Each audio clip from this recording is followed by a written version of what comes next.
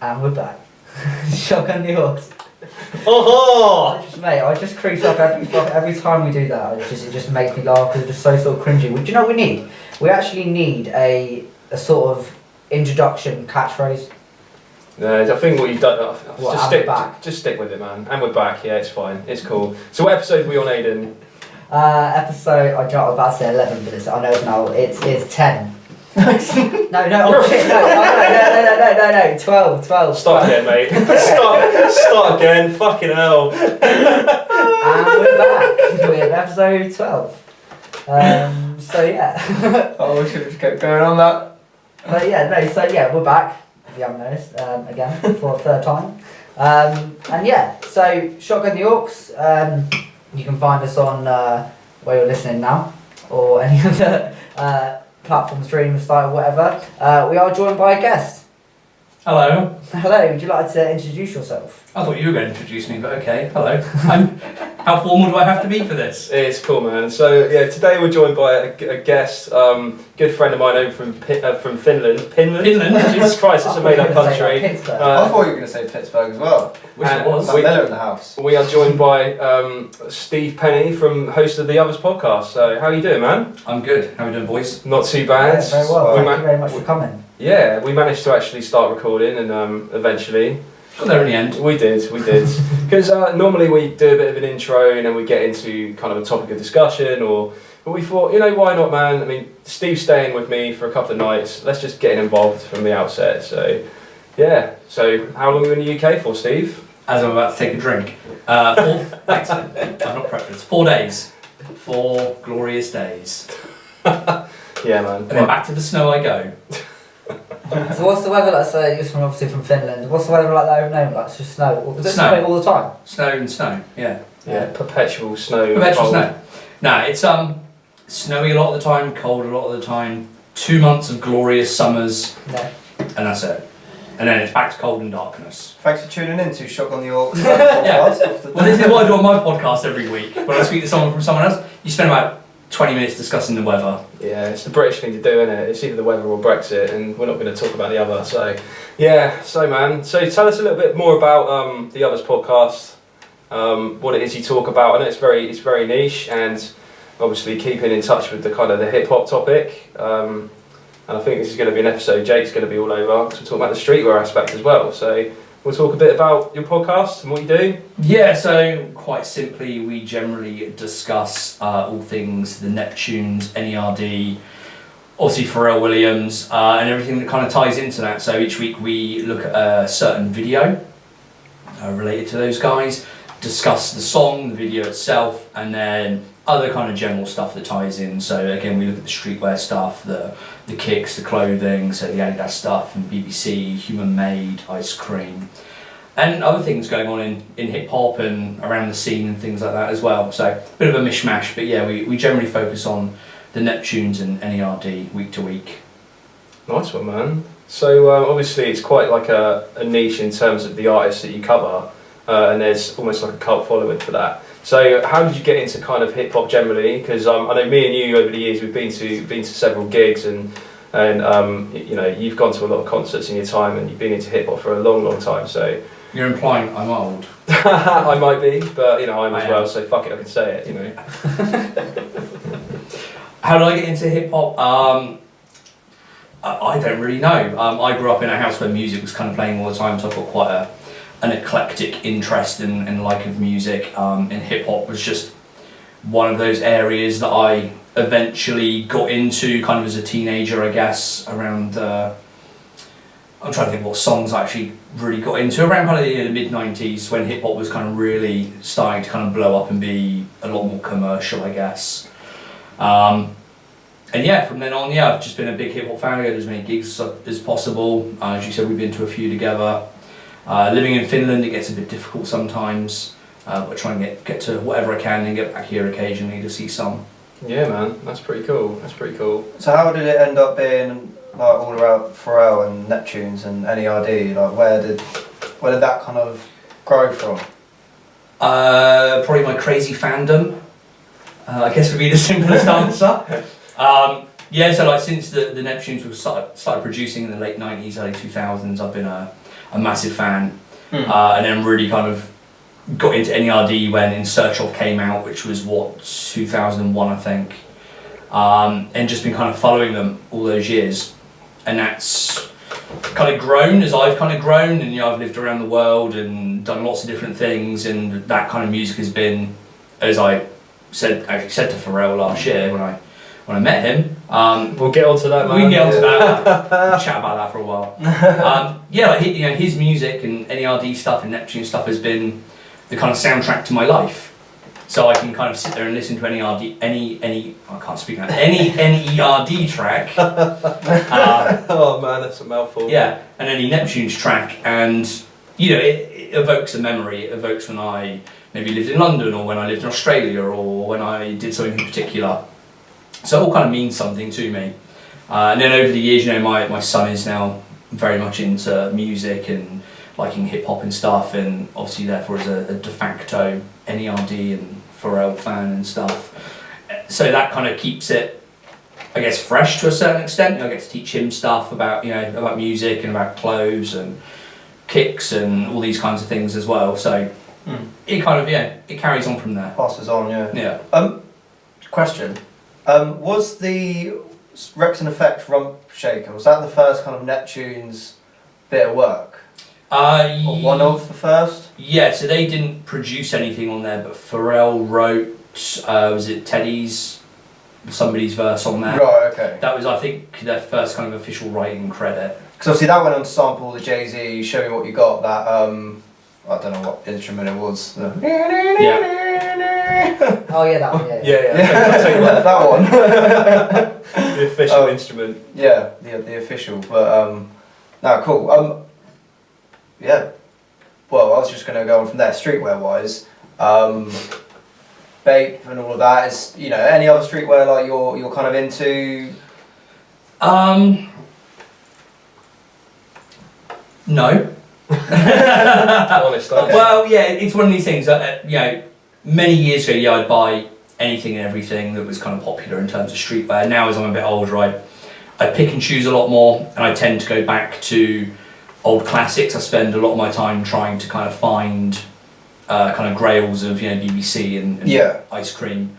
But yeah, like over the years, a lot of Bape stuff, a lot of BBC stuff. I've quite an extensive BBC collection, but most of it focuses around that and trying to kind of acquire pieces that I either missed originally, or I once had and now don't, or just pieces that I liked and never got to buy. So they're like Japanese brands, obviously, or take kind of styles from Japanese fashion. Yeah. Like other brands, like I know Pharrell collab with, is it Comme des Garçons? They did like a perfume. I don't think they did actually any actual streetwear, but they did like a perfume. But obviously that's a Japanese brand as well. So is there any other Japanese brands that you're into, or any other styles that you're into, or is it strictly just the... It tends to just be that nowadays. Of course there's like Comme des Garçons, and you've obviously got Human Made now as well, which is obviously linked to Pharrell and Nigo. They both co-own it. Elaborate, Nigo, because we did our streetwear episode and we didn't mention him. I remember it was... I think someone mentioned him and someone else said like, who's that or something. I don't know. I remember... That was probably me that said, who's that? Yeah, I remember messaging Tom after, I was like, you didn't say this or that or whatever, yeah. So Nigo was... anytime we talk about Pharrell or anything in that kind of like camp, I'm always like, right, so we need to like release a disclaimer. I'm like giving you a stern look because you know we're going to get fact checked by the fact check after. Yeah. But yeah, Nigo was the founder of A Bathing Ape, Bape, back in the, I can't remember what year it was, back in the early 90s. And then he sold the company, I don't know what it was now, 8 years ago, 10 years ago or something. And now co-owns and runs Human Made with Pharrell. It's crazy, man. So I remember when you stayed a couple of years ago and you were saying that you've gone into like BBC clothing stores before, like it might have been the London store you went to, and people were coming up to you saying like, oh, where did you get that piece, and that kind of thing. So is that kind of common within that, I guess, subculture? People kind of coming up and commenting on what you're wearing? Is that like something? Because I mean, you're wearing quite a distinct piece of clothing right now, man, from BBC. Like, yeah. What do you know off the top of your head what season that is? And this is from exactly 13 months ago. I don't know the season number. But That's sharp then, man. I like 13 that. months ago. yeah, it's nice, mate. From New York, I think I got it in the BBC store there. But yeah, like within BBC, you have, as with any brand, you have that people that just see it because a celebrity wears it, they think it looks cool, they buy the odd t-shirt or whatever. But then you have people like myself and people that listen to my podcast that were buying this, you know, over 15 years ago when it first came out, nearly 20 years ago when it first came out, and I have a few bits from back then. So yeah, nobody on the street would know it's an item from 15, 16 years ago, or it's a Tokyo Store exclusive or whatever it might be. But yeah, when you go into a BBC store or you go and meet people that are kind of involved in that kind of scene, they generally tend to know, and you get kind of comments. Yeah, and, you know. It's like if you know kind of thing. Yeah, exactly. Do you know what? Like when we first had the streetwear episode, and Tom and Jake said to me like about Pharrell Williams and Pharrell Williams like influence in streetwear, and I was very much just like, what influence? And like a lot of the sort of Billionaire Boys Club and that sort of thing, I never realised how much of an influence it was. And I was thinking I had very sort of small minds about it, and I looked into it, and when he said about how he went to Japan, and who was it? I don't know if you saw that at the top of your head who you met. Nigo, you mean? Is that it was Nigo? Yeah. Right, yeah, and then met then, and obviously looked into growing a brand. It was really fascinating for me, and I just thought it was really, really cool, because I think a lot of people that are into UK hip hop, maybe more underground UK hip hop, I don't know if I'm just speaking for myself or maybe a lot of people, I don't know, you kind of like shy away from that sort of stuff. Yeah, it's all context, right? It all depends in like the kind of like where you know your inception and your kind of introduction to that music. So obviously you're 23 years old, right? Yes. So you came into it from like metal and rock music straight into UK hip hop. So you never had that precursor. You never grew up listening to the kind of 90s music, No. and then grew up through the 2000s when like Pharrell was prominent. Yeah. So it's all context, you know. Yeah, but it's just being willing to learn and there's that commercial aspect to it as well. Exactly. You know, Pharrell is now what you would class as a popular artist, you know, a pop artist in himself. I think that was exactly my take on it. It was too sort of mainstream, well, that sort of bullshit. And my sort of clothing was purely like Ralph Lauren, and that sort of like look towards hip hop, and then like Split Profits and that sort, and just wearing like group t-shirts, like their own sort of merch. Aiden says sometimes that he hasn't got a style, but I think he's definitely got a style. Like I could shop for Aiden sometimes on like vintage stores and old Ralph Lauren baggy shirts and that. Yeah, man, you have got distinct chords. I mean, I just tried to go for sort of homeless crackhead sort of. No. Young Spielberg, that's your name. Yeah. When we did that the hip hop fashion through the eras, we realised there was quite a lot to talk about, and we decided to split it in two. And I said to these boys, and whether or not we actually said on the podcast, but I split it between like before Pharrell and then after Pharrell.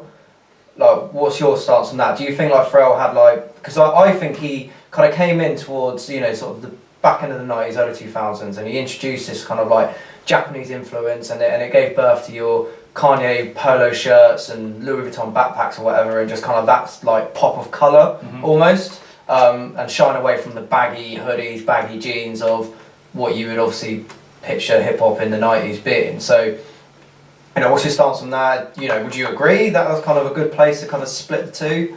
It kind of is, maybe not so much in terms of the fashion itself, but just music and kind of popular culture as a bigger thing.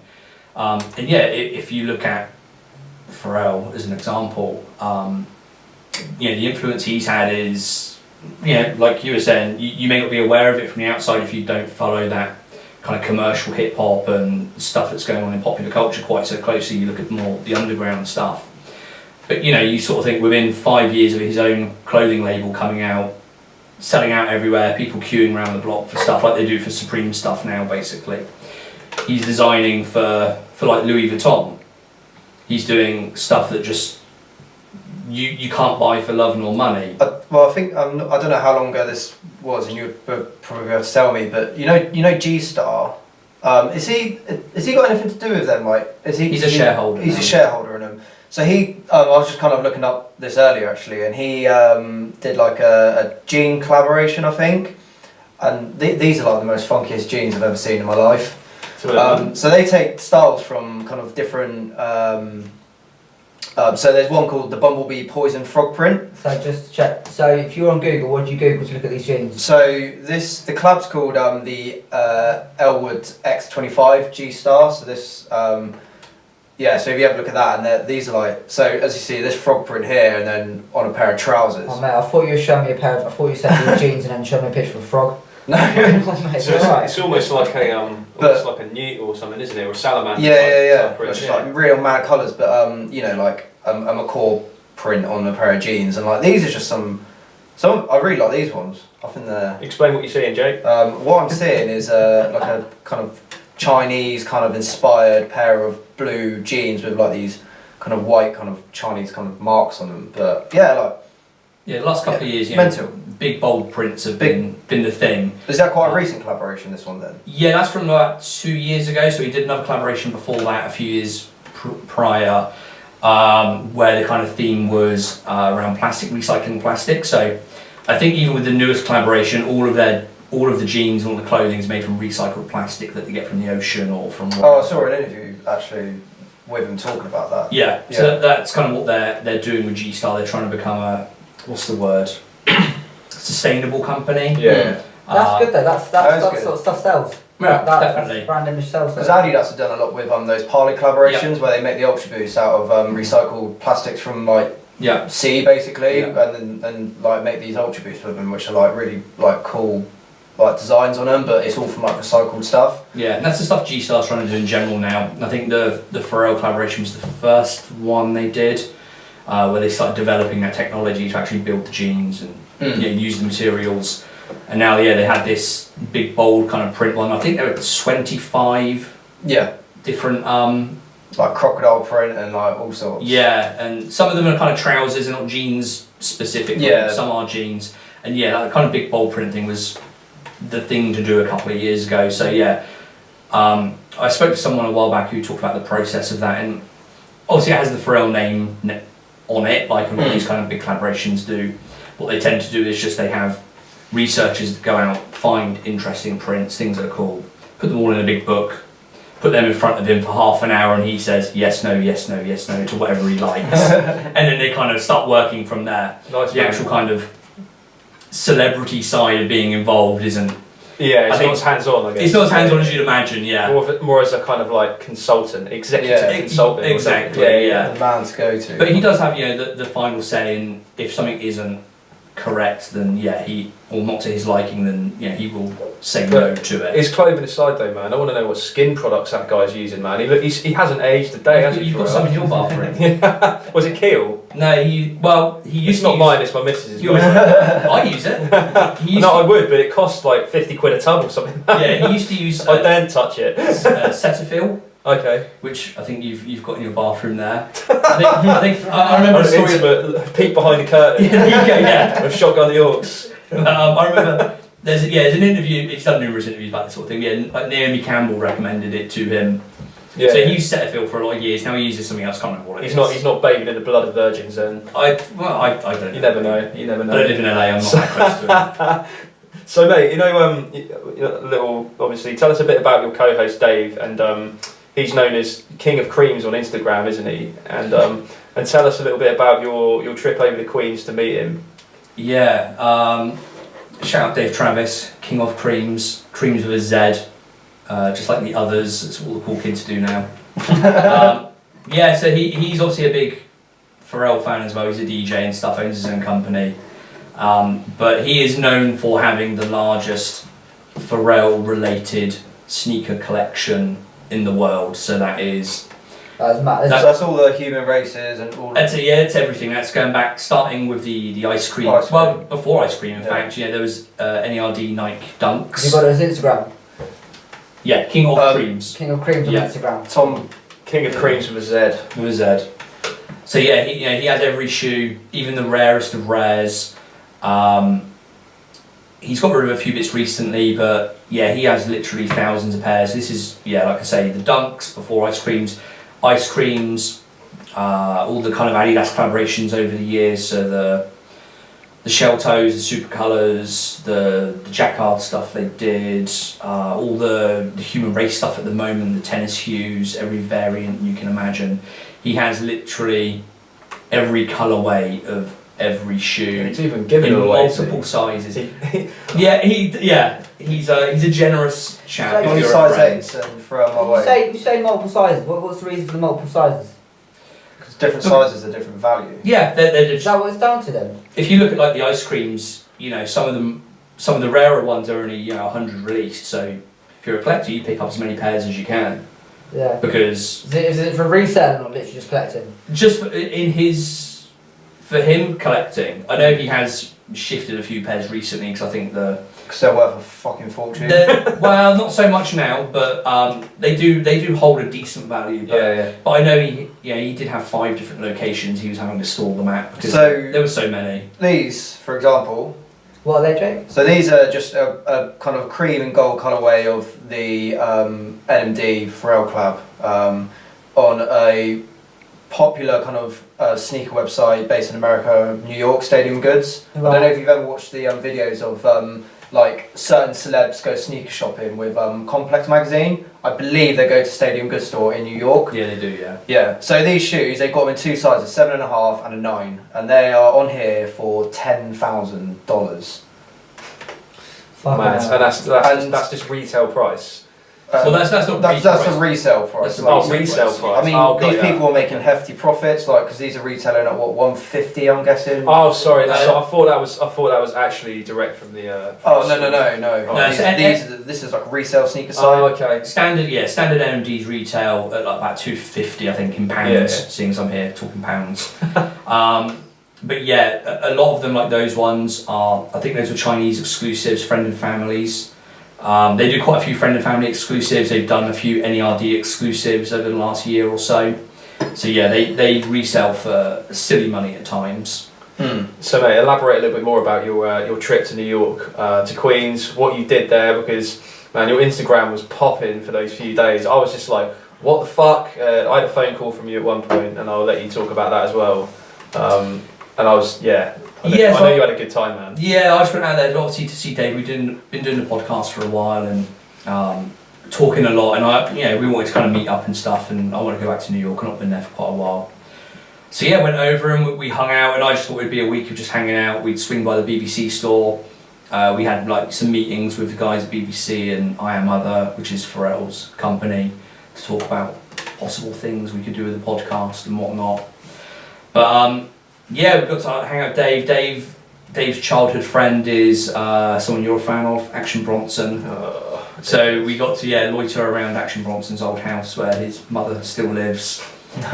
Dave took me to the door, but it looked a bit suspect. 2 guys hanging outside the door of a random woman in a tower block. Yeah, an old like Albanian woman's house. Yeah. So I was like, I don't want to hang around here too long. Yeah. But we did that, and then. Because I remember you sent me a photo of like Dave, your co-host, as a kid with Action Bronson. They went to school together. And their house is a fat Albanian kid. I was just like, that's cool. Their houses are literally like a 2-minute walk from each other. Yeah, so they go to school together and stuff. And he's still got his number and that. And you FaceTimed him, didn't you? Because I remember you sent me a screenshot and just like, look who he just spoke to. I was just like, fuck's sake. You FaceTimed Action Bronson. You FaceTimed Action Bronson. Dave did, yeah. Yeah, he still has a number for him. You can get hold of him on sometimes. Yeah. That's pretty cool, man. Yeah, and then obviously shout out Ev as well. Ev is Dave's brother, who works for ROC Nation. So ridiculous. So Ev took us up to. These connects are insane. And this was a surprise to me. Dave was like, "I'll go meet Ev for dinner or something." When he finishes work, and the next minute we're sat in the ROC Nation office and.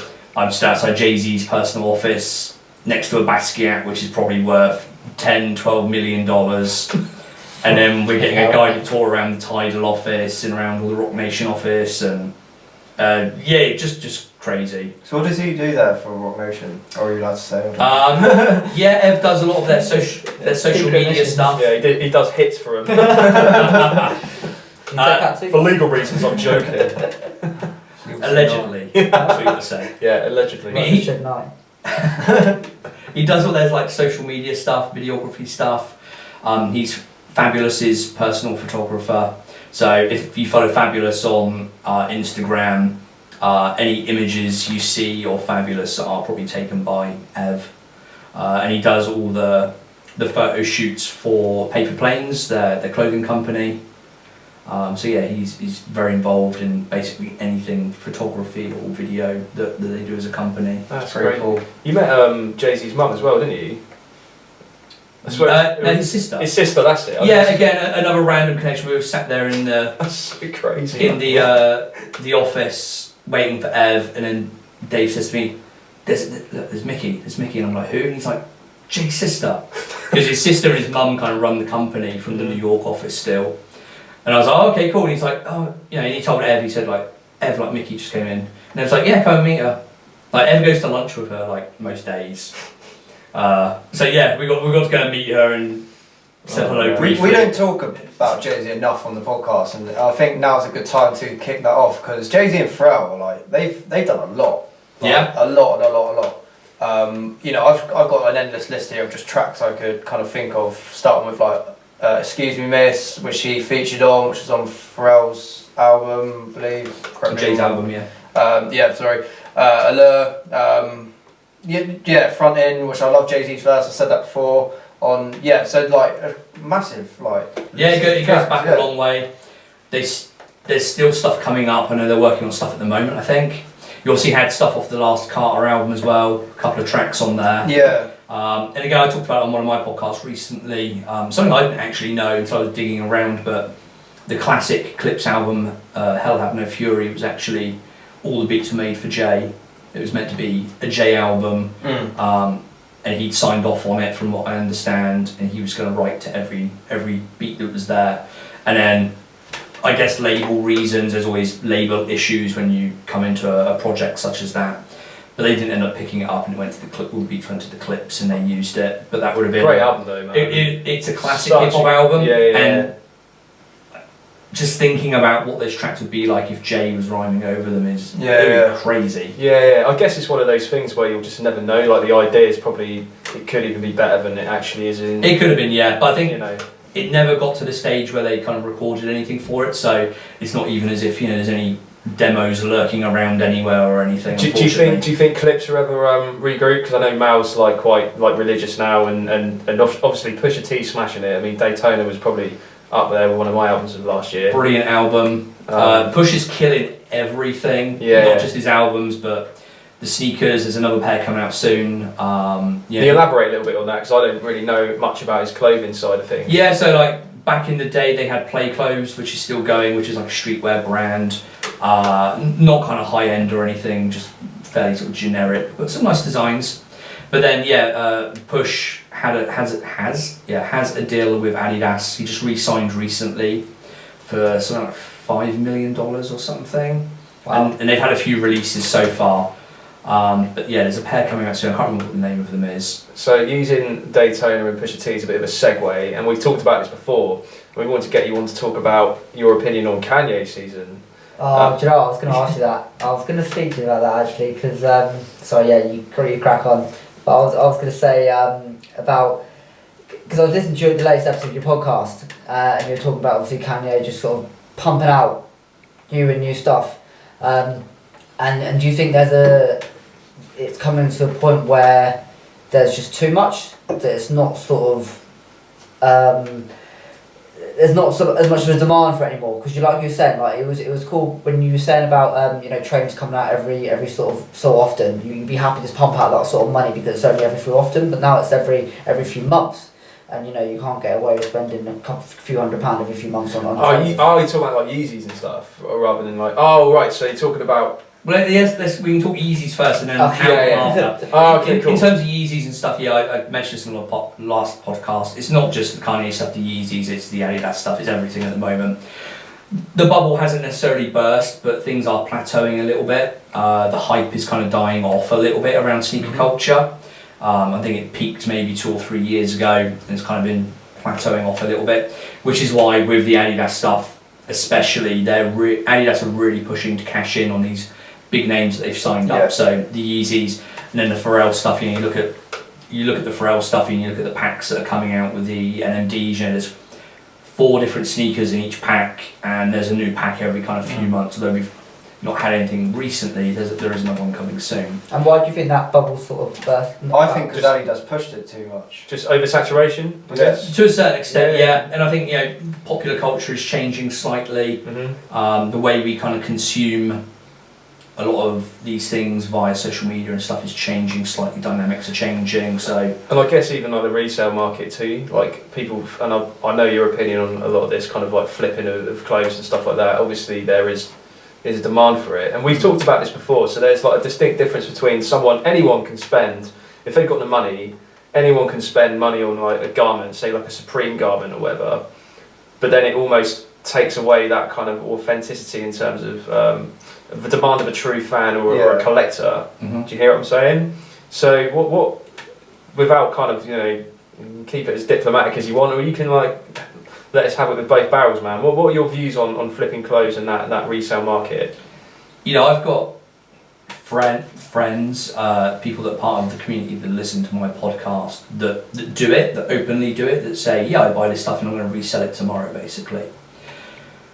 And I'm kind of of two minds. Like I'm all about people, making their money no matter how they want to make it. But as a fan myself, as someone that tries to collect stuff, it's a fucking ball ache. Yeah. Like I don't want to buy a pair of NMDs and have to be sat there with an iPhone, an iPad, 2 MacBooks, and something else, and refreshing screens and being placed in fucking waiting rooms and all that just because I want a pair of sneakers. See, man, this is like an interesting insight to like the experience of a collector like yourself, because I mean I like what I like, but I've never been immersed in that kind of side of things to any extent, really, to what you just kind of alluded to. Well, mate, I've been there, and it's a fucking ball ache. I'm wearing a pair of Yeezys right now, and these are the only pair of Yeezys I wear, or I own, sorry, because they're the only ones I've been able to get hold of, up until the point, like, back in the last year, when they re-released the triple whites on, like, a really mass scale, and then after that, that's when that bubble, not burst, but, and you can easily get hold of them. Like, even the release this Saturday, the 700s, like they were still sitting there, like, and that is really weird for me, knowing Yeezy drops from previous, where I'm sat there with, as you said, laptops and phones, and I'm trying to get it here, and I've got the Adidas store, and then I've got all these other kind of resale, and I've got 20 raffles on the go, and I'm just trying to grab a pair of shoes, and then come 1 o'clock, it's sold out everywhere, and I'm without a pair of sneakers, so. Yeah, so and then these, I don't know how I got them. I just got them. It was like real by chance. I got them, but yeah. And I can't complain too much. I'm in a fairly privileged position where, if I want a pair of NMDs or Yeezys or whatever's coming out, I've got numerous people that can go and get them for me from the source. I don't necessarily have to buy them. The black market. Well, not the black sneaker market. People that actually work for these companies, people that are actually you've made connects over the years, haven't you? Exactly, yeah. And like I say, my co-host on my other podcast, has one of the largest sneaker collections around. So he has all of his connections, and I could probably get hold of pretty much anything I wanted to at any point. But again, as soon as you step away from buying them, hear that sentence out of context. Get the voice modulator on that. Anything I want at any time. Anything. But yeah, as soon as you step away from getting them from retail, one, you're paying over the odds slightly. There's always a kind of fee involved. Yeah. And two, like I don't like calling in those favours. Yeah. I probably could, and people wouldn't mind. That's whenever I miss out on something, I always have someone message me saying, "Dude, I could have gone down to the store in New York and got it for you. I could have called my friend who works at this place and got it." But I don't like to kind of you don't call in those favours. In debt to someone, and also it's like not in the spirit of getting them. Exactly. It's almost like you getting them. What was it, sorry? You just don't get that thrill of like you getting them. Yeah, exactly. Yeah. The way I was approaching it as well is that like you guys are almost like a community. Do you know what I mean? And it's you don't want to kind of take advantage of people's good nature. Is that another angle? Yeah, exactly. Yeah. And I think on one of my podcasts a few shows back, I can't remember if we recorded it or if we were chatting kind of off air. But yeah, a friend of mine was saying he's now starting to learn to actually call in these favours and reach out to people and say, hey, can you get me this thing? Can you get me this? Yeah. And like, I know full well that if I ask one of my friends in New York to go and get something for me, go and queue at a store, and I'll chuck you some money for doing it or whatever. Like I wouldn't be in debt to them. They wouldn't say, well, I did this thing for you, you did this thing for me. You just do it all for the because there's a kind of community and stuff. You know, you just do shit for each other. That's cool, man. But again, I think probably being British. Yeah. I don't like to be in that position. Yeah. I don't like that one that's awkwardly asking, like, yeah, could you do me a favour, please? Thank you. Oh man. So we talked a bit. Obviously, we kind of alluded to it earlier. But tell us more about how you came to meet your hero. Did you want to talk easy stuff first? Oh, whatever you want to do. Yeah. Let's do that. Okay. All right. We'll pull out the big guns later on.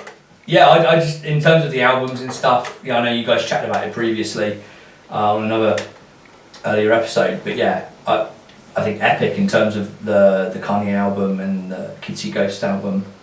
The other ones, like the Nas one was a bit hit and miss, kind of Taylor was a bit hit and miss, Pusha was brilliant. Do you think as well, though, because I listened to the Nas album again recently, and I like it a lot more now, because of when it was released. Mm-hmm. Yeah, it could have been almost like not an oversaturation. That's probably the wrong expression, but it was almost kind of shadowed. Yeah, you had too much at once. But Aiden has something to say on Kids See Ghosts. I didn't like it. I hate it. I really fair enough, man. It. You know, it's. I thought because you boys spoke about it a lot. It's so I was more than happy to give it a listen, man. But I I think it's epic. I listened to it on the train down here earlier again.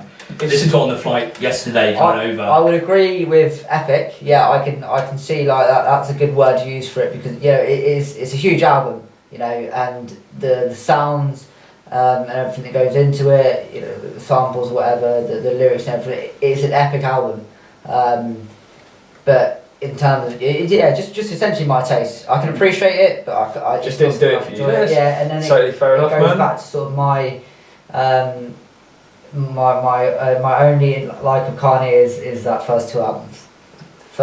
Man, can't speak about it. Yeah, the Kanye stuff, it's very different to what it used to be. It's evolved over the years a lot. But I think this album, sonically, I think it's amazing. I think the samples in there are brilliant. And what I love the most about the album is that it's two people that are superstars, one maybe a bit more so than the other, but they are superstars and hugely respected in the music and entertainment industries, and they are talking about vulnerability, mental health issues, and dealing with that. And I think that's one of the best sort of parts of it, the fact they're very open about it. And again, I think if you're an outsider looking at stuff related to Kanye, maybe you sort of think it's a bit self-indulgent, maybe a bit cheesy, and you don't really take it seriously. But I think if you follow him and you know how it kind of works and the stuff that's happened over the years and things, I think it's personally brilliant, and I think brave is maybe the word. See, whatever you kind of like think of Kanye personally, it's just kind of, for me, I've always been able to separate his kind of persona from his music. I think it obviously bleeds into it. Like some of his, I wasn't a fan of Yeezus, I'm not going to lie. I like, for the most part, I do like his discography, but that was the only album I really, really struggled with. I think sonically, I just thought, I appreciate what he's trying to do, but it's not an easy listen. It's not something I can stick on and be like, that was like thorough. Yeah, it's thoroughly enjoyable in listen. your face. Yeah. It was Kanye as a person. What do you think there? I like him. I think he obviously has a lot of issues and people around him that maybe don't necessarily help him too much. The thing about Kanye is the stuff that he says that gets the headlines. If you followed him over the years, you can see what he's trying to get at. So if you ignore the headlines, actually listen to what he's saying, he generally has a point. Yeah. But because of his personality and the way he comes across, he doesn't necessarily express it in the right way. We use the right wording, and that's what then gets the headlines. Which is ironic because he's a wordsmith.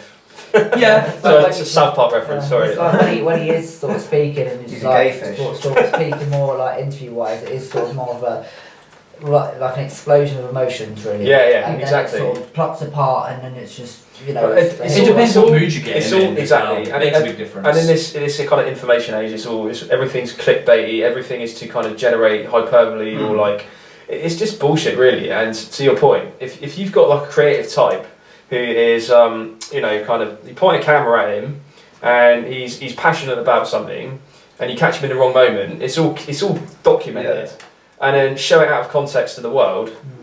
In this day and age, everyone's going to be commenting and judging. You know, we all need to be outraged on a daily basis. Exactly, and it's outrage culture, man. Like, and when someone says something that you haven't heard before, or is a bit edgy or a bit different, then of course people grasp onto it, and you see the headlines and stuff. But even the recent stuff, that he did with TMZ and things like that. Again, if you look at the whole interview, if you know him and his history, you can kind of get what he's trying to say. He just said it in a really stupid way because of the position he was in, his emotions and all that kind of thing. I always remember that Zane Lowe interview. I think that was the first time I saw Kanye in this kind of like, whoa, like, you fucking hell, you crazy. Like, do you remember that? Versace. He was like very aggressive in that interview. Well, it starts off really normal, calm, Zane Lowe doing his thing, and then it just goes into like this fucking really funny, like Kanye just going off and on about absolutely everything. But I suppose we've got his new album this probably coming this year, anytime soon. Is it Yandy? Seen a lot of stuff like recently about it. Like he's out in Africa. I think that's probably where he's taken all the influence from for this production. The album cover's meant to look a lot like the Yeezus album cover, and I see a lot of stuff at the moment where he's got like these massive choirs out somewhere in Africa, and he's obviously on like the 808 or something like that, and he's kind of mixing it all in. Like all this kind of like Sunday service stuff. But I'm really looking forward to it. I just really want to see what it's going to sound like. Is it going to take any influences from older stuff, newer stuff, like the Yeezy season? I don't know, Kanye season. Sorry. Oh yeah, just looking forward to that. That's the thing with him when stuff isn't leaking and he's not doing an awful lot of stuff in public, you don't know. That album could be anything, and he is the type of person, as we've seen with Kids See Ghosts and the Ye album, where he will literally be in the car on the way to the listening session for the album, and he will say, actually that verse I didn't like it, and go and re-record it. Well, he was going to drop Yandy, wasn't he? And then it was like almost like 2 weeks before this drop, or even a week before the drop, and everyone's like waiting for it. And then suddenly, like the day before, it's like, nah, I'm not feeling it. I'm going to go to Africa and like re-record the whole thing.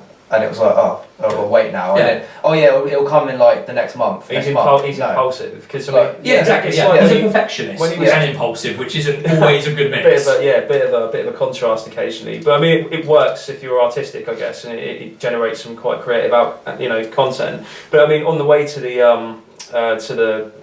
what they call like the album preview night, like launch party.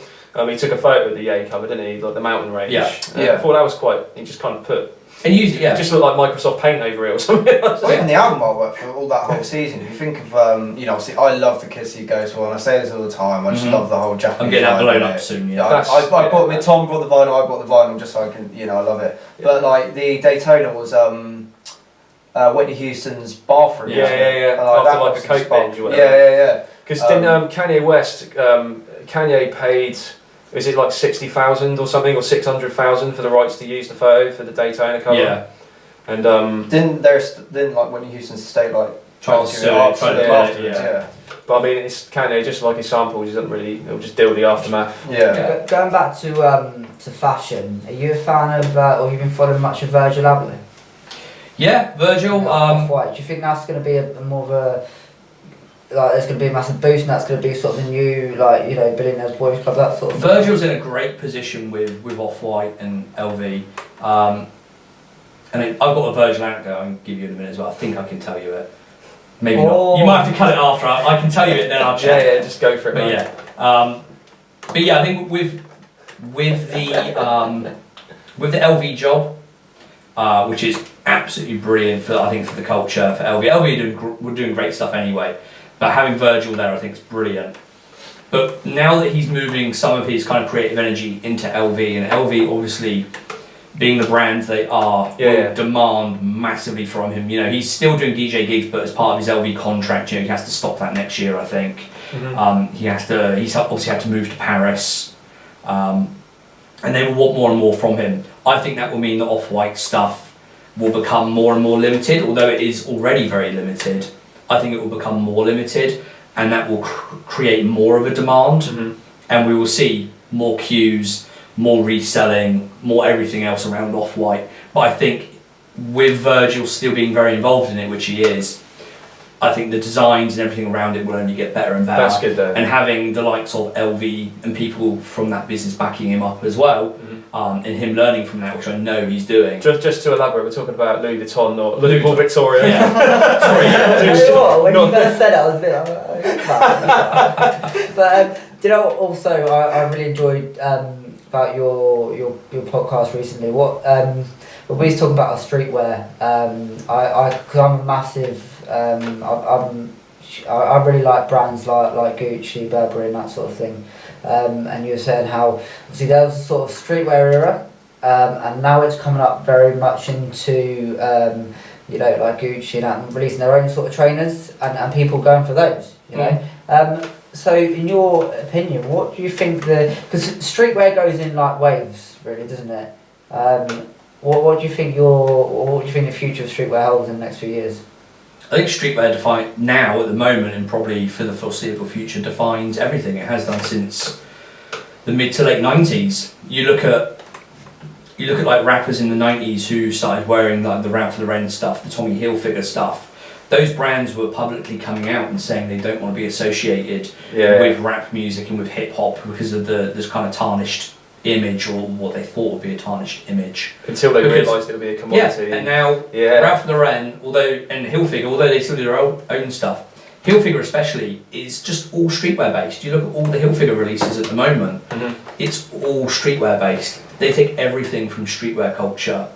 And Hilfiger, I don't know what it's like in the UK, but I know like in Finland, you know, Hilfiger's now a massive brand again. Yeah, it's popular in the UK, man. Yeah, and it's very popular. They're opening one in Southampton actually. Yeah, and it's all just streetwear influence. Although, you know, of course you've got the classic stuff, you know, your polo shirts and your chinos, it's more like whatever it is, but Tommy Jean stuff, isn't it? It's come back. Exactly, the whole 90s thing, Like bucket hats and all sorts, man. It's crazy. And streetwear's just defining everything. And like I just mentioned, with the likes of Virgil going to LV, that shows how much it's influencing things. Like Louis Vuitton, if you looked at them 15, 20 years ago, like none of us would be interested in Louis Vuitton. Man. It's just like nobody would be. It's you know, guys 50 plus that earn plus 500k. People who shop for clothes in airports, you know, who like they don't have any price tags. It's people that don't even shop for clothes. It's people that have people that shop for them. Yeah, exactly. And now, like, you know, they've hired the likes of Virgil to be a creative director for all their menswear, and you look at the stuff he's put out in his first shows, and it's all just massively streetwear influence. It's all like the big prints and things like that. That kind of brings it all back to that Dapper Dan influence as well, with like, you're very right in saying that, you know, going back all those years, LV and brands like that they'd be worn by, you know, 50 plus men or whatever. But the only time you saw it on streetwear was these kind of Dapper Dan, where he's taking the LV print or whatever and he's putting it on a bomber jacket, or he's doing something crazy with it. And that's like going back to like the 80s, 90s, and then, you know, I saw an interview saying with, I know it's Ja Rule and no one would want to work with him anyway, but Gucci were basically like, I don't want to work with you. Like, you're a hip hop artist. Like, we don't want to wearing our video, like your clothes and your videos and that. This was like early 2000s. Like. It's like they suddenly turned. It's basically gotten to like. And now it's like, oh no, we want to be a part of you. Yeah, it's like like you said, it's like the last like 2 years they've suddenly thought like, oh shit, like we missed the trick. Every high-end brand now that in the past has distanced themselves from hip hop and streetwear culture is now throwing stuff at hip hop artists and rappers, and that's why you hear so much about it. That's why rappers are wearing Gucci constantly. Because streetwear's almost come from two directions. So you've got the high-end brands doing that now, but you've also got the kind of skate culture, like Supreme stuff and like Fucked, what I'm wearing right now, and like Stussy, those kinds of brands which are more kind of, I guess, anti-establishment type, purely skatewear, and then it's being kind of appropriated by hip-hop culture. So it's almost gone in a different kind of different direction. It all eventually leads in one direction. You look at like Supreme now, and they've sold the company recently. And they're now owned by a conglomerate, as every company eventually ends up being. Talk about BBC. What does conglomerate mean? I want to know that as well. A very big company that owns lots of other smaller companies. So like Kraft and like Cadbury. Yeah, exactly. Yeah. And I'm gonna use that word now. That's shit, man. That's not good. I don't like that. But like BBC's just saying, it's capitalism, mate. Yeah, you look back years ago, and Iconics, who are big kind of investors in streetwear, say streetwear in air quotes. They owned a lot of Rockaware when Jay and those guys sold Rockaware for a large amount of money, and they bought a lot of shares in BBC many years ago. This is probably nearly 10 years ago. They bought most of Pharrell's shares, they bought all of Nigo's shares, I think, and some others that were floating around, because they knew it was really sought after in that, with that certain specific customer base. They knew there was a lot of reselling going on. They knew they could make it bigger than it was. It was small for a reason. It was small because it was meant to be limited, it was meant to be rare. Yeah. But they bought a lot of shares, and then within 12 months all the t-shirts are made in China or Taiwan. You could find them in every department store in New York, or in the US, let's say. So there's not really much in terms of distinguishing features except for designs and the logos. The clothing and materials all used are probably used by so many other different companies. Yeah, exactly. And so it takes away from the kind of... And that's why a few years ago, 5 years ago, it becomes so saturated. BBC weren't doing well at all. They still, I think, owe quite a lot of money in terms of debt that they hold as a company. Really? But the likes of Pharrell and people around them wanted to kind of pull it back. They knew it was obviously very closely tied to Pharrell, so if it goes under, it obviously has an impact on him and people around him and his companies. But they bought all those shares back from Iconics, and they said, no, we don't want it in every department store on the planet. We want to actually reboot it a bit. It's not quite as limited as it used to be, obviously. You can order most stuff online. You can go to the kind of, 4 stores at the moment. They've got a pop-up in Miami with Adidas. Sky man. Do you want to buy shares in Shotgun The Aux PLC? How much are you going for? A button. Cadbury's. I've got 20 quid in my wallet, so I'll take it. That Cadbury's advert where the girl goes to buy a chocolate bar. Yeah. That's about the little unicorn she gives. That's the share. Again, that kind of that.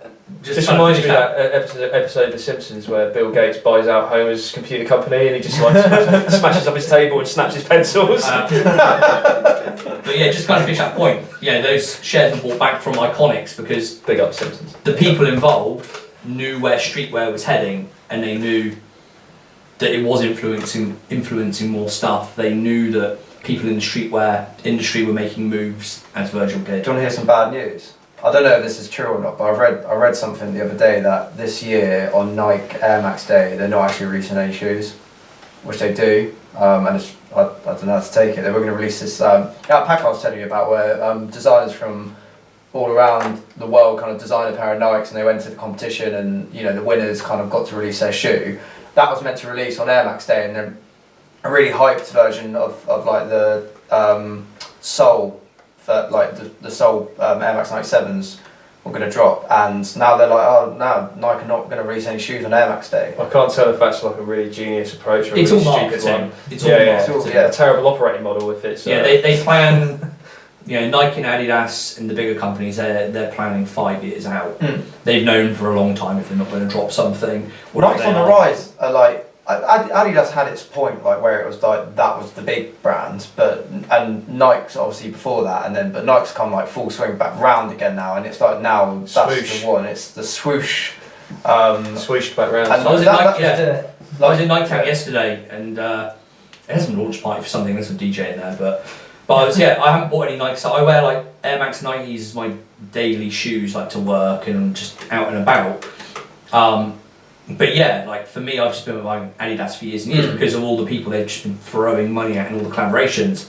But I think if you go into a store now that has Nike and Adidas stuff lined up, the Nike stuff is popping more. It's better. The designs yeah. are some of the designs are brilliant. The 270s, 720s, whatever they are, they've just got out recently. Well, I keep banging out. I keep saying 270s, 720s, and these boys look at me and I'm just chucking numbers. It's been like sat with Rain Man. Fucking clue what you're talking about. But yeah, there's two of them. You're full Atlas today, aren't you, mate? Yeah, you can't. Would I ever wear a pair of like Nike and then Adidas track pads? Yeah.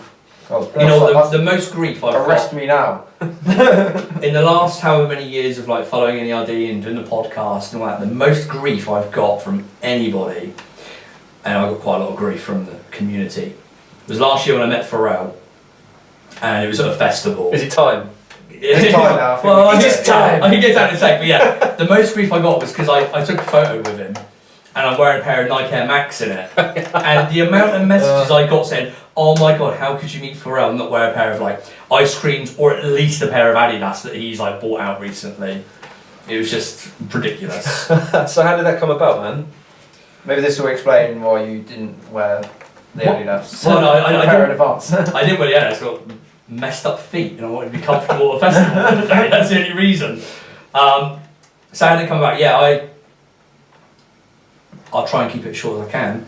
But yeah, I kind of know Pharrell's guitarist, Brent. So he was originally in Spy Mob, who did In Search Of, and then a lot of the other kind of Neptune stuff. Because the In Search Of was originally recorded with Neptunes, and then his band did the kind of like instrumental. But yeah, they kind of did it at the same time. But that's the version we know, right? That was the release, like the guitars and all that kind of stuff that are laid over it. That was a UK release originally. Yeah. Okay, got ya. So yeah, they did like a live version, like a digital version. Yeah, Brent was in Spy Mob, who were the band that played, and they were signed to Pharrell's label Trak. They played on a bunch of stuff. Brent has kind of stayed with Pharrell over the years and is now his kind of guitarist for basically anything and tours with him and everything. So I randomly sent him a message a few years back via his website and thought I'd get a reply from, I don't know, somebody at a PA at a record company somewhere saying, "Thanks for your message, we don't care, goodbye."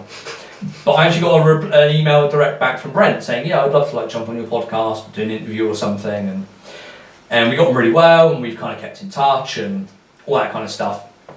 So then, come just over a year ago, the new NERD album came out, and they started announcing tour dates, like world tour dates, sort of festivals and stuff. So I messaged Brent and said, "Are you coming to Finland? Do you know? Have you got a schedule? Don't know.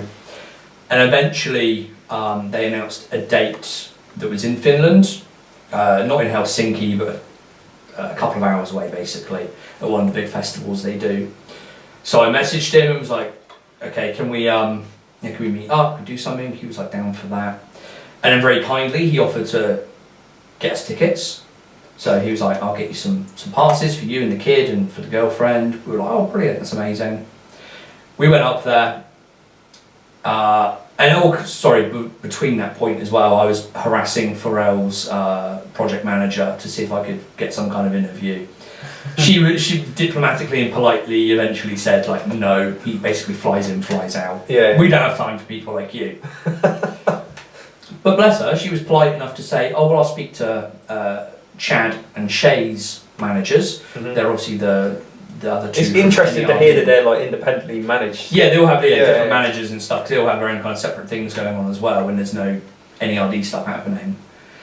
And she said, yeah, she'd speak to them and see if they want to do something. If you follow NERD, you will probably know that those guys do not do any press, basically. No, man. Chad Hugo's he's proper quiet, isn't he? Yeah, like Shay has nothing to do with the music industry when he's away from NERD. Yeah. He doesn't work in music. He doesn't invest money in music much. He's managed some groups over the years, but he's very much away from music. Yeah, Chad generally doesn't do much press. Pharrell is the superstar there. He tends to be the one that does the interviews and stuff. Mm-hmm. So I just thought, okay, well, they will obviously just say no. There's no chance I'll speak to anybody. 2 hours later, I get an email back saying, okay, yeah, Shay will do an interview with you. Okay. So they were like, how long do you want? We want the questions up front.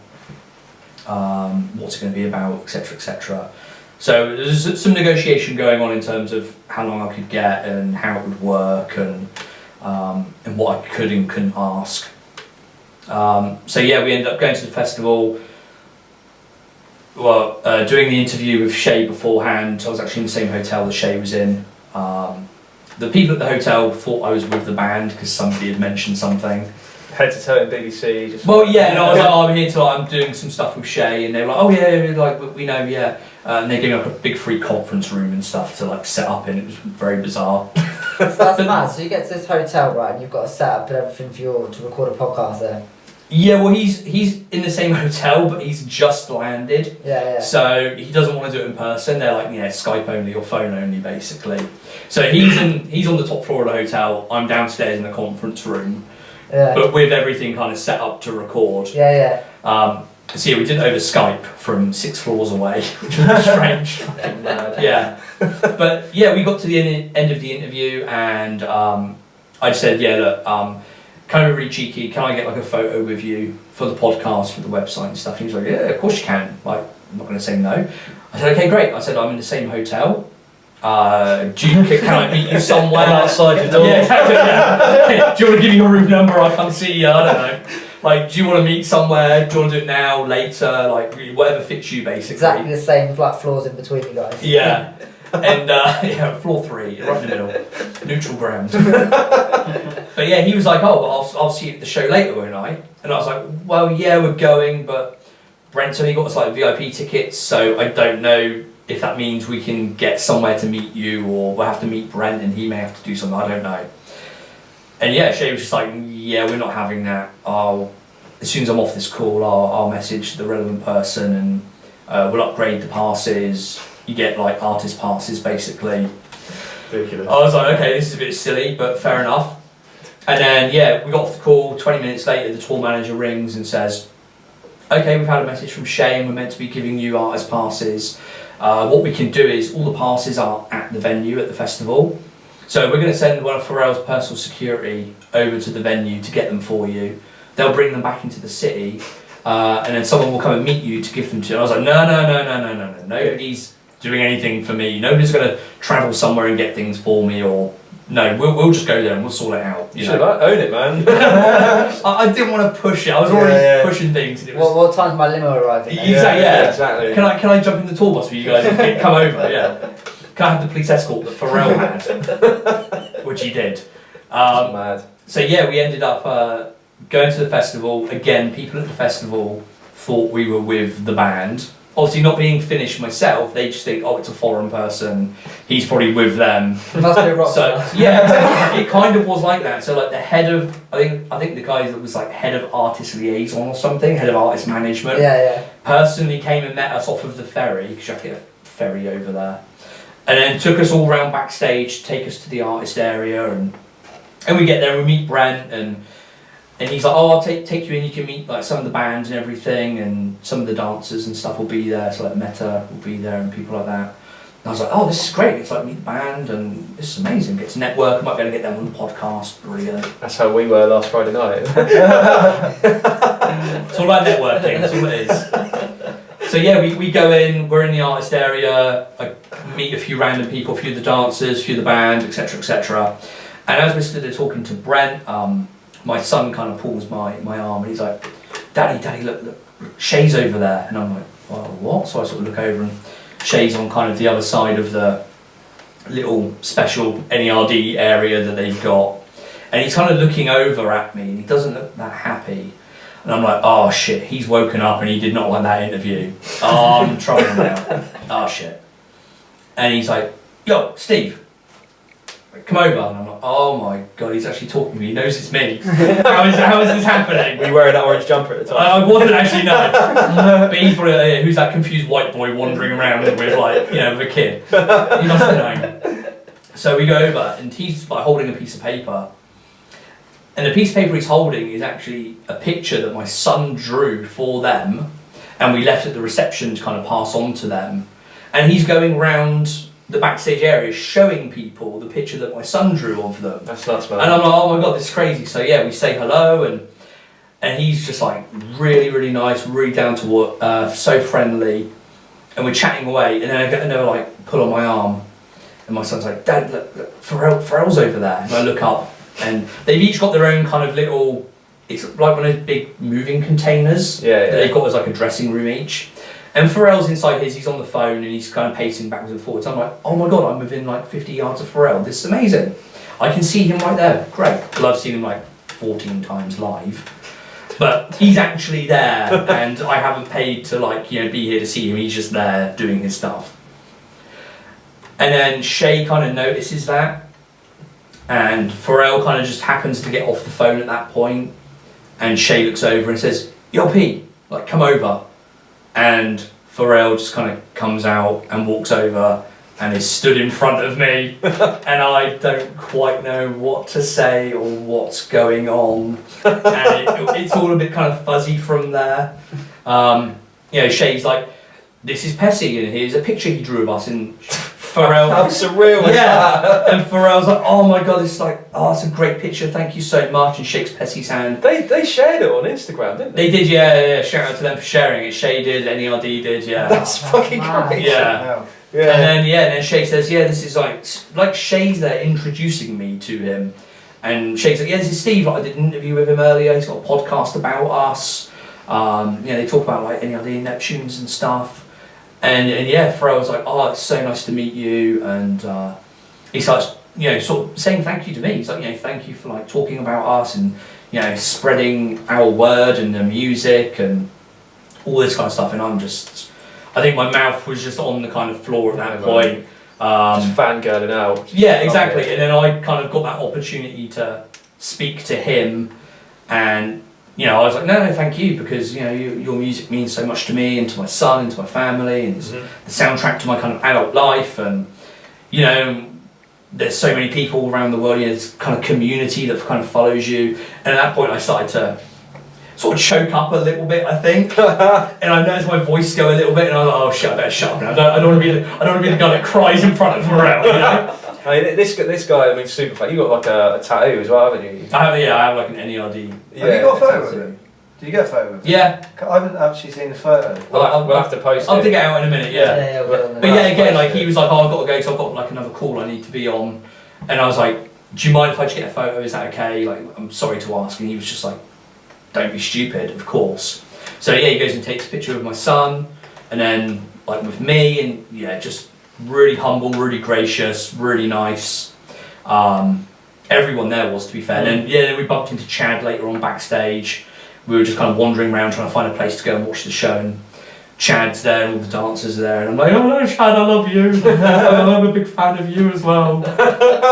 And it looks like say hello to him and stuff. But just a very, very surreal day all in all. Oh, I can imagine.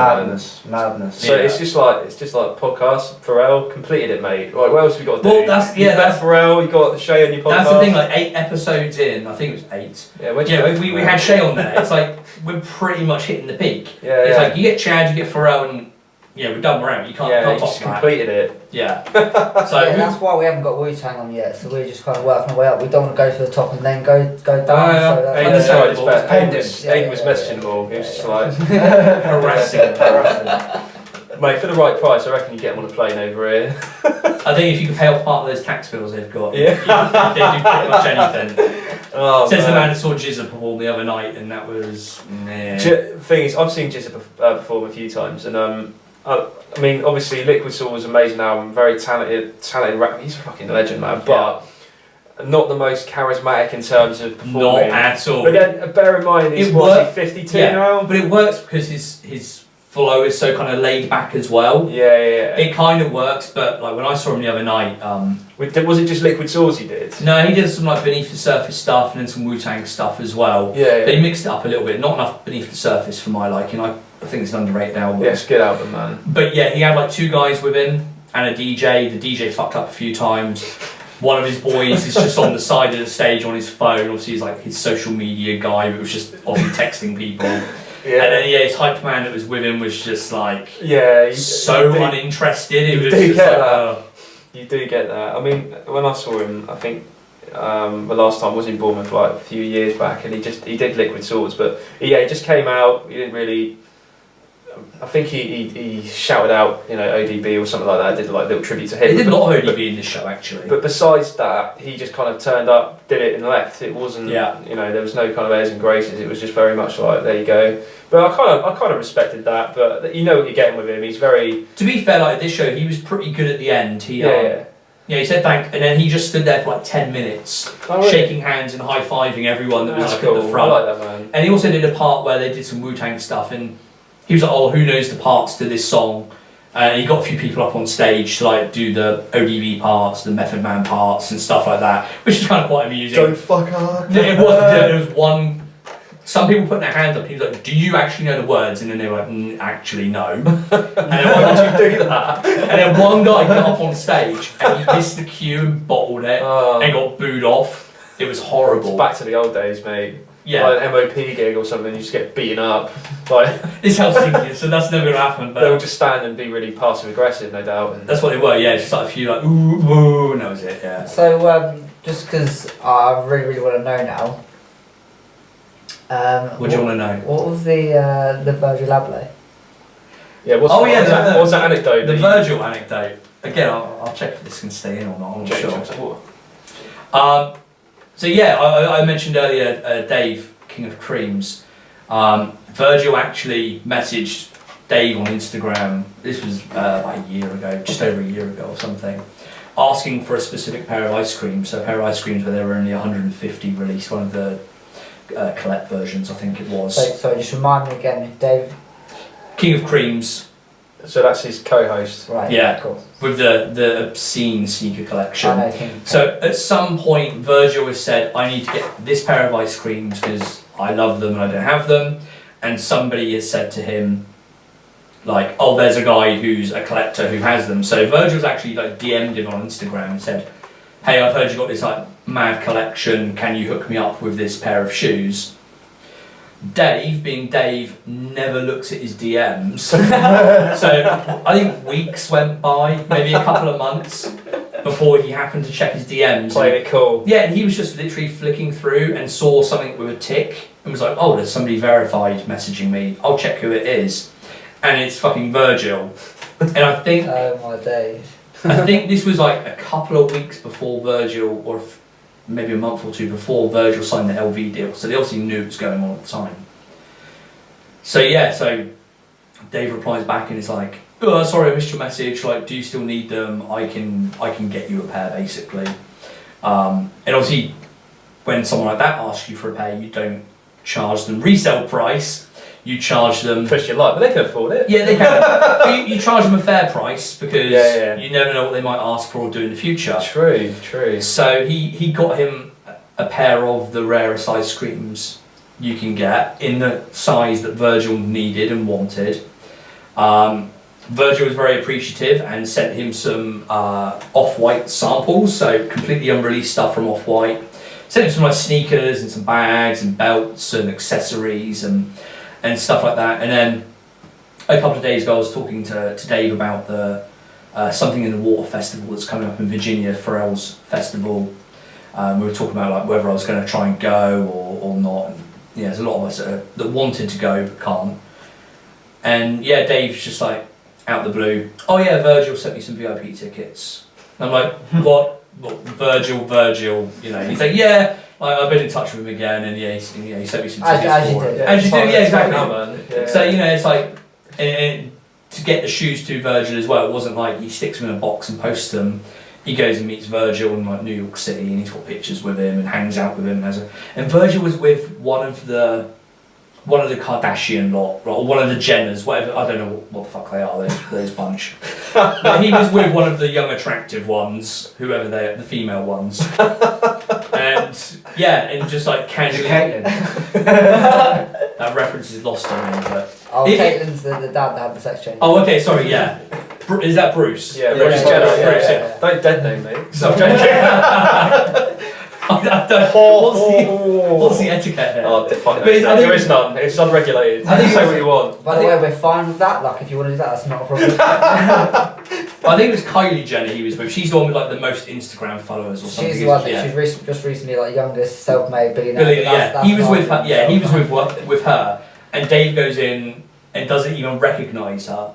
And she's like, hi, I think she introduced herself as a hi, I'm Kylie Jenner. And he was like, okay, great. Can you take a picture of me, please? And Virgil, yeah. I don't care who you are, again. Yeah, so we got to like hang out with him a little bit and amazing. And chill. And then and I've tried to leverage that connection at times to say like, can we get Virgil on the podcast? That'd be great.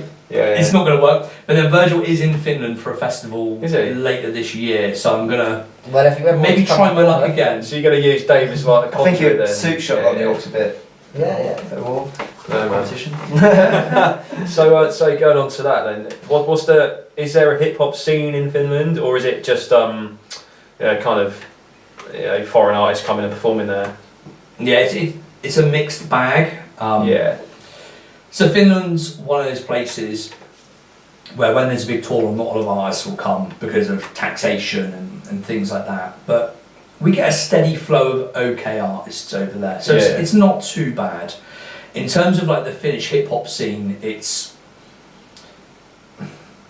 weak is the word I will say.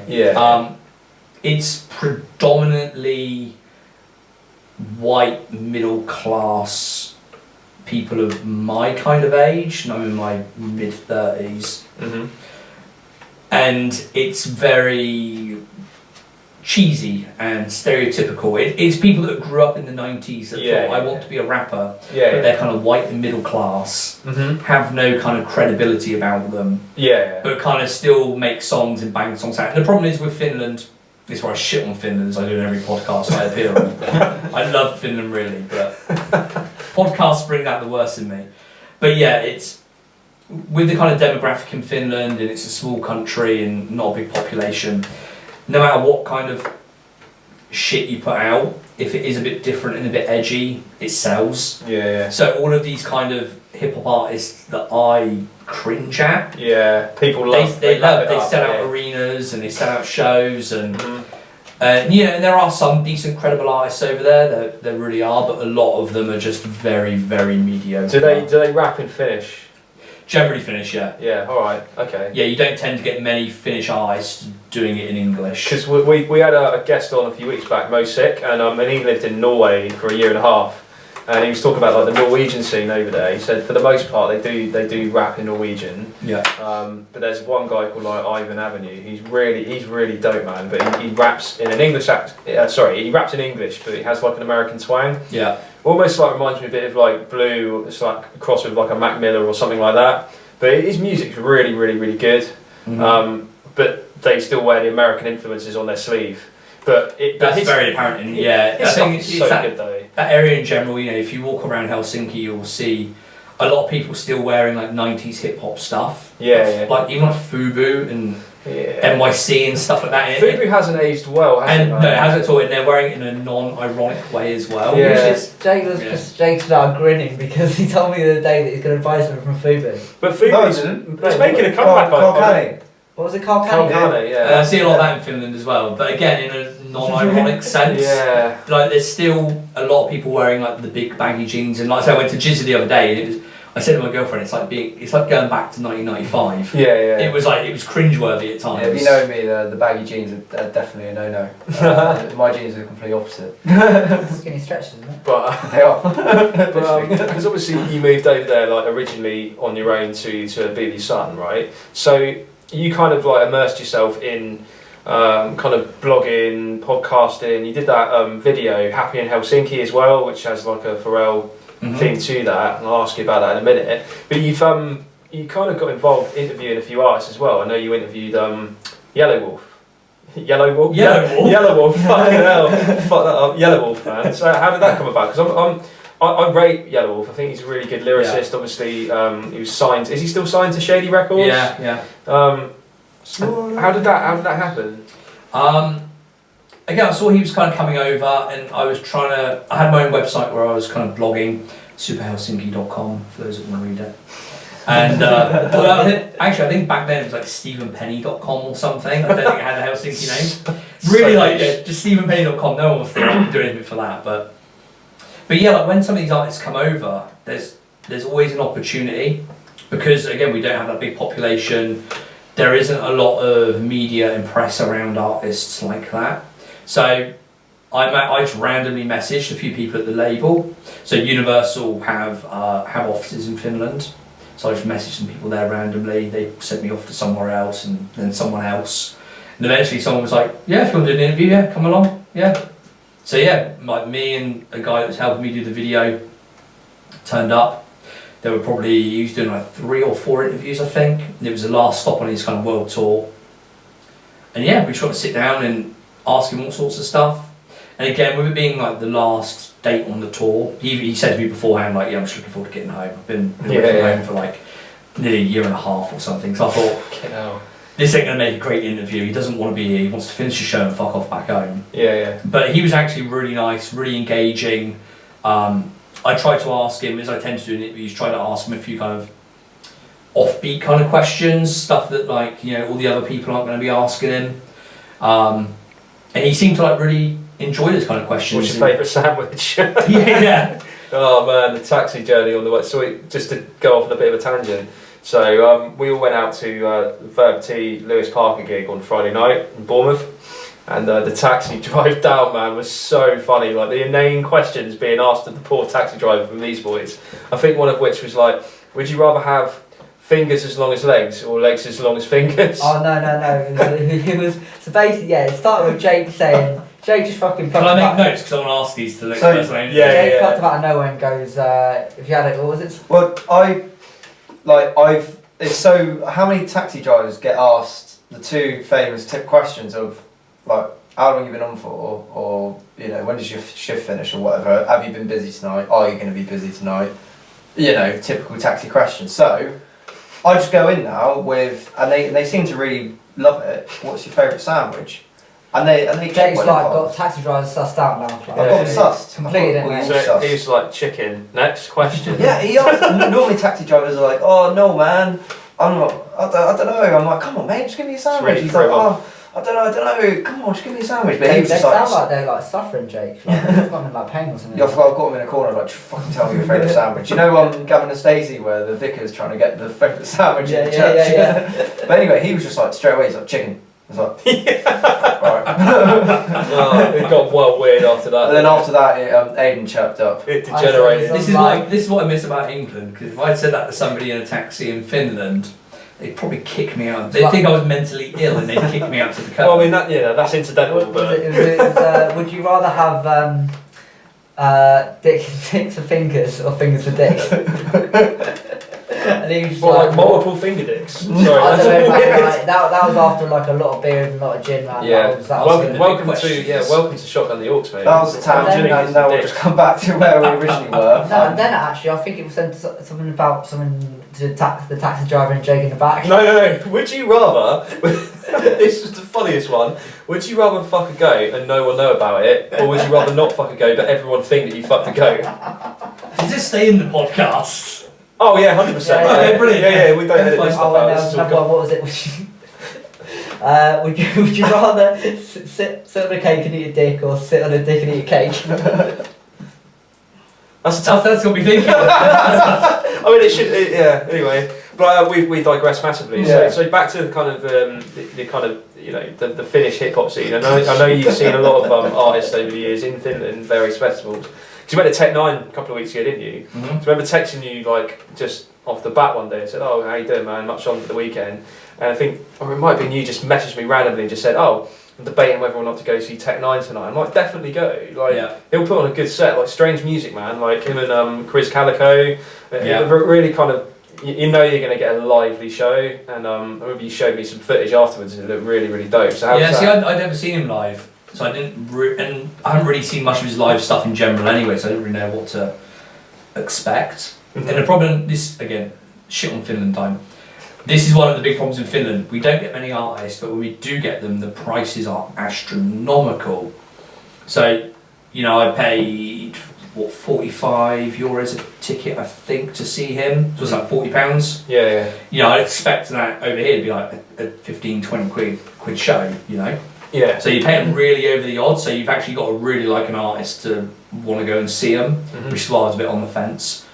But yeah, it was a great show. Yeah. Like mad energy and obviously some classic tunes and stuff as well. So it was really worth it. He kind of like breaks boundaries, doesn't he, in terms of like crossing genres? Because I know like he's not always embraced in the hip hop community by kind of like really devout rap heads, but he's got a big following in even like the metal scene. And I was going to say like there's a lot of metal and rock involved. Yeah. And you can kind of understand that. It's just heavy music ultimately. Yeah. But no, I really rate him. I think he's got that distinct style. He's almost like the king of the underground, isn't he? He's been doing his thing independently for a long time. Yeah. Brings a lot of really talented artists on, like Ritz and Chris Calico and others. I think, fair play to the guy. And some of the features he has on his albums, man. He gets like really big names, rappers like Eminem, and all sorts of big names on his projects, and I think he just does it all independently. So I think that's pretty cool. But so I'm just gonna stop you there because I've just caught Jake smelling the microphone. No, what it is like sometimes I get an itchy nose and I can't bother to itch it, so I just go on the mic and I just go like that. That's music to Aiden's ears, who has to edit the podcast with all these glorious sounds. No, you can't hear it. It doesn't make it's really light. Well, you can't hear it, maybe. I don't know. Oh, I'll just make it up. It's just inaudible for like 10 minutes. That's the magic of editing. I have a question. I sent these boys a video the other day. Is this the GOAT question, mate? No, We've already asked that. Of the Pharrell 4-beat counting. I've always got the Kendrick Lamar da da da da. Mm-hmm. Is that just a coincidence, or is that his like kind of That's his staple signature thing? Yeah. Branding, Yeah, very much so. Yeah. It's a counting that he likes, and it builds into a song, and you can use kind of key elements of the song to kind of give it that intro. And it's just something he's You used. can literally just play that 4-beat count to anyone, and you would know the song. It's so like everyone knows him. But I just wanted to know. I didn't know if it was just a coinky dink or not. No, I think if you go and look at the vast majority of them. Yeah. I thought it happens too much for it just to be a coincidence. Yeah. But you never know. It's a signature thing, definitely. Yeah. So it's his Little Wayne light flick, isn't it? It's like that's the thing. Exactly. So what do you think the future holds for the Otherz Podcast? Well, is there anything you'd like to do with it? Is there any, obviously besides Pharrell, Chad, is there any kind of direction you want to take it? Or you just want to continue having fun with it? Yeah, we've got stuff lined up. Well, like I say, we base each episode around a video at the moment. And there are obviously so many videos, like NERD videos, Pharrell videos, stuff where Pharrell is featured or written something, or Neptunes are produced, whatever. There's almost infinite material. Yeah. And even when I spoke to Shay about it, I told him what we do, and he's like, "Do you have enough material to talk about this every week?" And I was like, "Yeah, I'm only on episode 8, mate. I've got 100 more lined up at least." Yeah. I quite like how you talk about some tracks that you don't like as well, just to add a bit more kind of. Yeah, definitely. I'm a huge Pharrell NERD Neptunes fan, but I by no means like every song they've done. The last episode, Hot and Fun. I hate that fucking song. Yeah. I think out of a 10 I gave it like a 3 or something. I quantify that. It's not an awful song, it has some good parts, but for me, just in general, it doesn't work, and it's got Nelly Furtado on it, who I really dislike. which drops 4 or 5 points off it straight away. That's a blast from the past. Exactly, yeah. Jesus Christ. So yeah, we don't sit there just bigging up everything they've done. Yeah, that wouldn't make for interesting conversation. No, I've got a lot of songs I don't like. Dave has a lot of songs he doesn't like. The people that come on have they're fans and they have strong opinions as well. Yeah. So we get like a mixed bag. So nice one. We either kind of rave about it or rant about it. Okay. So I guess we like to wrap up soon, but before we do, is there anyone you want to plug, shout out? Any names you want to mention? Anything else you want to touch upon before we do? I've not come prepared for this. Oh well, that's all right, mate. I can't even do it on my own podcast where I do prepare for it's all right, mate. We like this kind of impromptu approach that we take here on Shotgun The Aux. Now, just as we mentioned earlier, shout out Dave, aka King of Creamz, Creamz with a Z. Big up, Dave. Yeah. And then everyone else that jumps on my podcast on a weekly basis. I put a shout out every week for someone that wants to kind of jump on if Dave's not available, and we get numerous responses. We get all sorts of people on there from all different kind of backgrounds and places. Well, I say places, they're all from the US mainly, but we've got people around the world listening and stuff, and lots of kind of hopefully big things to come over the next year or so. So yeah, just shout out to whoever's listening and tuning in and contacting us. Nice one, man. I mean, it's obviously like cool having a fellow podcaster on. Yeah. I say podcast. I mean, you've been doing it a lot longer than we have, but we're just having fun with it. Do you know what I mean? It's just a bit. That's what it's all about. Do you think we've reached that status yet? Like what, podcaster? Yeah. I don't know, man. Once you got one out there, you're a podcaster. Yeah, You podcaster, can mate. say it. Yeah, I'm a podcaster. Podcaster boy Aiden's just liking that he's got like someone to talk to about. In general. In general. Alright, yeah. Level man. No, it's cool. But We can talk about waveforms and stuff after. yeah, save that for another podcast. But anyway, it's Aiden, where can you find this podcast, mate? Where we So you can listen to us on whatever platform you listen on to us right now. iTunes, Spotify, Acast. If you don't listen to us on iTunes but you have an iTunes account or you have Apple whatever podcast, please give us a rating or like a comment or something. That's great. We've got all on YouTube as well. We'll hopefully got some video content coming out soon. I know that, like the last few podcasts we keep saying you can see this, so you can watch the actual recording of this podcast, and it's not really gone. and then real life happens, right? So there will be content, but it will just take a little while. So maybe when you hear this in half a year's time, this episode will be available. But we'll wait and see. So, but yeah, listen to us. Recommend us to your friends, please do. It's really fun doing this, and we get to meet cool people like yourself, Steve. Yeah, thanks again for coming on, man. It's been a pleasure. Been some good talk and enjoyed it. Definitely, man. Big up. Safe. We'll be back again next week. Every Wednesday morning, and nice one. Big up. Cheers for listening. And got anything to add? No, that's a wrap. Only that your shadow looks like the top of Homer's head. Oh, mate, I don't know if we get the Instagram or not. That's how you outro a podcast. Yeah, Right, that's a cheers, wrap. guys. Thanks, Bye. Steve. Bye. Peace.